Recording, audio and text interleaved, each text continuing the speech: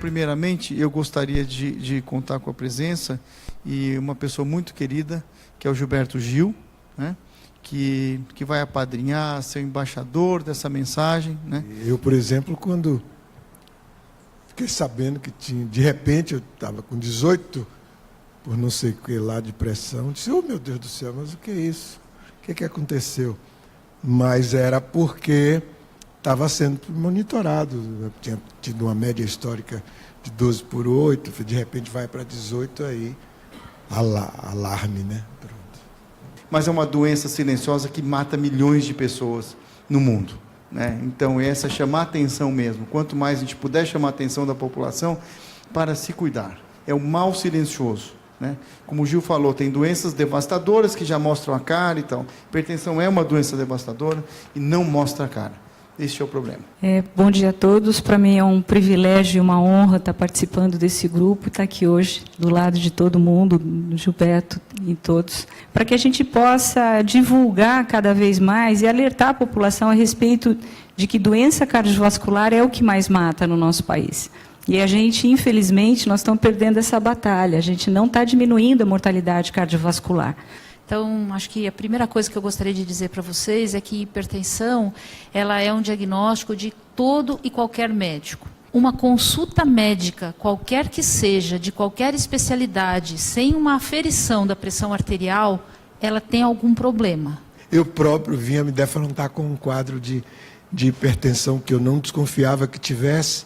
Já tinha sido detectada em mim uma insuficiência renal, mas que não havia sido ainda associada a nenhum outro fator. E aí me defrontei pela primeira vez na minha vida, com uma pressão de 18, 19. O que eu imaginei, e disse, bom, isso é hipertensão, né?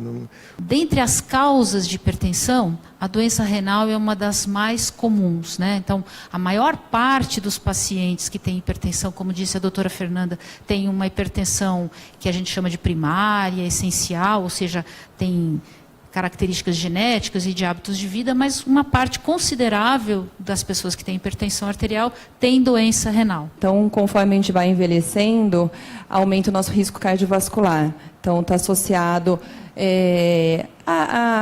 ao envelhecimento do vaso, à sua história genética. Então, o fato de você hoje ter a pressão controlada ou até mesmo baixa, isso não impede de você desenvolver a hipertensão ao longo da sua vida. Outro fato bastante importante é a redução do peso nos indivíduos sobrepesos e obesos. E para isso, para a perda de peso ser efetiva, a gente precisa tanto de uma alimentação saudável como a prática de exercício físico. Todo o tratamento que eu estou fazendo, que eu passei a fazer agora, nos últimos tempos, deve ter um impacto positivo sobre a pressão. Quer dizer, o que se tem visto nas medições periódicas que eu faço, a gente tem mantido essa pressão sob controle, né?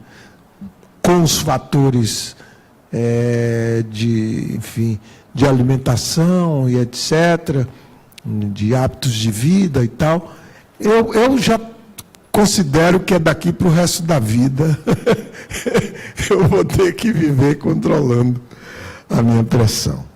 Então, o objetivo da campanha, o objetivo da unidade é justamente isso. O hipertenso não precisa se manter com os níveis de pressão elevados. A partir do momento que você tem, tanto que você pergunta para o paciente, você tem pressão alta? Não, não tenho pressão alta. Você tem a doença hipertensão arterial, mas você não tem que manter essa pressão alta. A gente não pode esquecer que a gente tem cerca de 35 milhões de brasileiros hipertensos, da relação da hipertensão com as doenças cardiovasculares. Então, o infarto, a doença coronariana é a doença que ainda mais mata no mundo. Então, da gente medir a pressão periodicamente, procurar um cardiologista, um clínico, um nefrologista que nos acompanhe. Eu agradeço a presença de todos, agradeço o Gilberto Gil, que está aqui como nosso embaixador e que acredita nas nossas causas, nas nossas parcerias. Obrigada a todos, boa tarde.